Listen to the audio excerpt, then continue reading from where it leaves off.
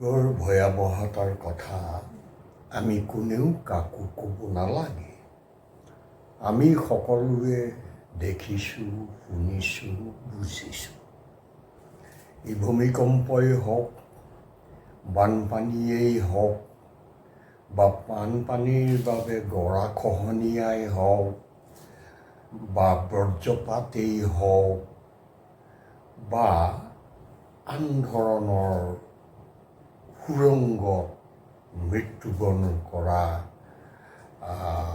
সুৰংগ খহি শ্ৰমিকৰ মৃত্যুবৰণ হোৱাৰ কথাই হওক, প্ৰাকৃতিক দুৰ্যোগ।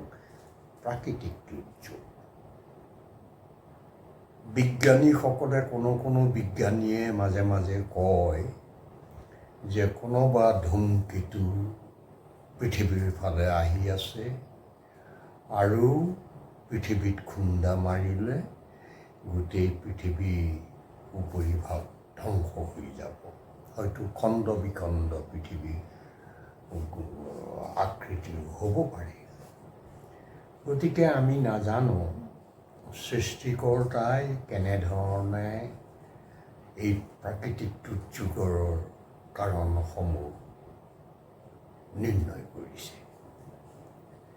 এতিয়া কথা হ'ল, কথা চমুৱাই ক'ব বিচাৰোঁ যে উজনি অসমত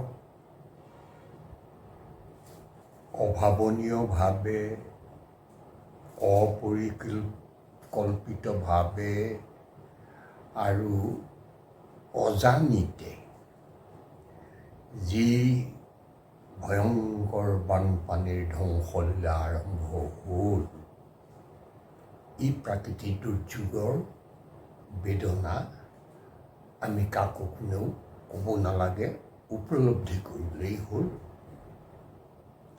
ব্যক্তিগতভাৱে, শাৰীৰিকভাৱে, বয়সৰ কাৰণে, স্বাস্থ্যজনিত কাৰণত মই নিজাকৈ উজনি অসমৰ লোকক সহায় কৰিব পৰা নাই। যিখিনি সহায় কৰিব যদি পাৰিছোঁ তাৰ বৰ্ণনা নিদিওঁ, যিখিনি পৰা নাই তাৰহে কথা কম।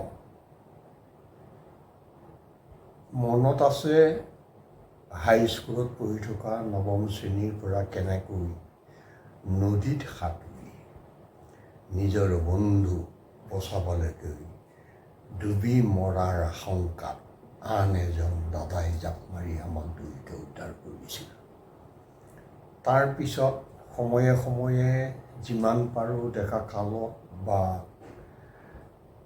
কৰ্মনিষ্ঠাৰে যেতিয়া দেহাত বল থাকে তেতিয়া আগবাঢ়ি গৈছোঁ, কিন্তু এতিয়া উৰা মৰাৰ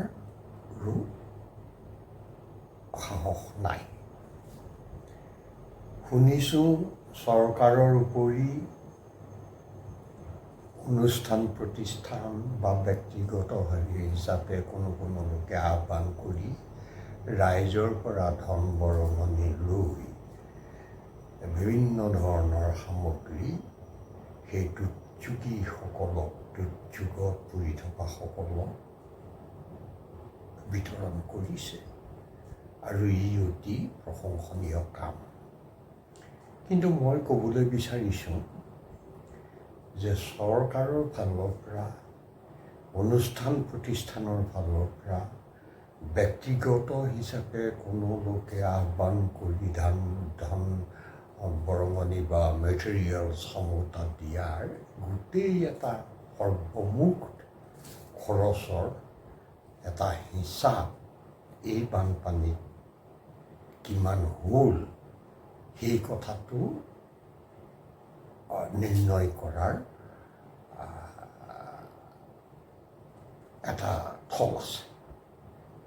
যদি তেনেধৰণৰ প্ৰাকৃতিক দুৰ্যোগ পুনৰ ক'ৰবাত হয়, ভগৱানে নকৰক, তেতিয়াহ'লে এটা অনুমান কৰিব পৰা যাব যে কিমানখিনি ধনৰ প্ৰয়োজন হ'ব।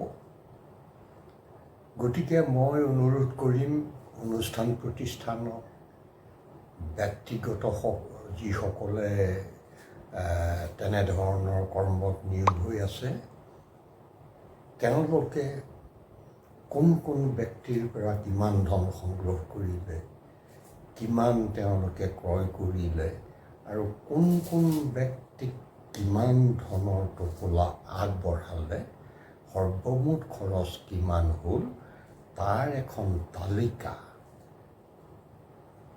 দান বৰঙণি দিয়াসকলৰ নামে সূতি আৰু যিসকলক দিয়া হ'ল তেওঁলোকৰ নাম আৰু ঠিকনা সতি প্ৰকাশ কৰি নালাগে চৰকাৰৰ হাতত অৰ্পণ কৰক। তেতিয়া কথাটো স্বচ্ছ আৰু নিকা হৈও থাকে আৰু দ্বিতীয়তে এটা চৰকাৰে নিৰ্ণয় কৰিব পাৰে যে মুঠতে ইমান লোকৰ বাবে ইমানখিনি ধন, ইমানখিনি সামগ্ৰীৰ প্ৰয়োজন হ'ল। সেইটো মোৰ ব্যক্তিগত অনুভৱ। চৰকাৰেও কোৱা নাই বা কোনো ব্যক্তিৰ লগত আলোচনা কৰা নাই। গতিকে চৰকাৰলৈ অহাৰ হিচাপটো চৰকাৰে ৰাখিছেই, কিন্তু যিসকলে ব্যক্তিগতভাৱে অনুষ্ঠান প্ৰতিষ্ঠানেই হওক বা ব্যক্তিগত লোকেই দান বৰঙণি লৈছে, তেওঁলোকে কোনে কিমান দান দিলে, কিমান ধন উঠিল, কোন তাৰিখত কোন সেই দুৰ্যোগত পৰি থকা লোকক কিমান ধনৰ মুঠ টোপোলা দিলে, তাৰ তালিকা এড্ৰেছৰ সৈতে চৰকাৰক অৰ্পণ কৰক। মই চৰকাৰলৈও আহ্বান জনাম যে চৰকাৰেও তেনে এটা কথাত আগভাগ লৈ এটা মুঠ সহায়ৰ খৰচৰ তালিকা নিৰ্ণয় কৰিব পাৰে বা তাৰ কাৰণে এটা যে ইমান লোকক এনেকুৱা অৱস্থাত সহায় কৰোঁতে সকলো ফালৰ পৰা যিমানখিনি সহায় আগবঢ়োৱা হ'ল মুঠ খৰচ ইমান হ'ল। গতিকে কথাটো নহ'লে আন্ধাৰত থাকি যাব, সকলোৱে জানিবলৈ বিচাৰে। তেতিয়া তেনেকুৱা এটা দুৰ্যোগত একেবাৰে সঠিক উত্তৰ নহ'লেও কম বেছি পৰিমাণে এটা আহ্বান জনাব পৰা যাব যে ইমান ধনৰ প্ৰয়োজন হ'ব। ইয়াৰ পিছৰখিনিতো আছেই, ঘৰ সজা, পুনৰ সংস্থাপন কৰা, বানপানীৰ পিছততো কিছুমান নিৰ্দিষ্ট অসুখ হৈয়েই তাৰ চিকিৎসা কৰা, ঔষধ পাতিৰ কথা এইবিলাক আছে। সেইবিলাকো পিছত সংযোগ হ'ব, কিন্তু সদ্যহতে এই কথাবোৰ সকলোৱে চৰকাৰক দি দিয়ক। তেওঁলোকে লিখিতভাৱে চৰকাৰৰ হাতত অৰ্পণ কৰক এখন সম্পূৰ্ণ তালিকা। তাকে ক'বলৈ ভিডিঅ'টো বনালোঁ। এইটো বেলেগ ভাবিব নালাগে, এইটো মুঠ এটা সহায়ৰ সৰ্বমুঠ পৰিমাণৰ এটা আমাৰ আভাস পোৱা যাব। ধন্যবাদ।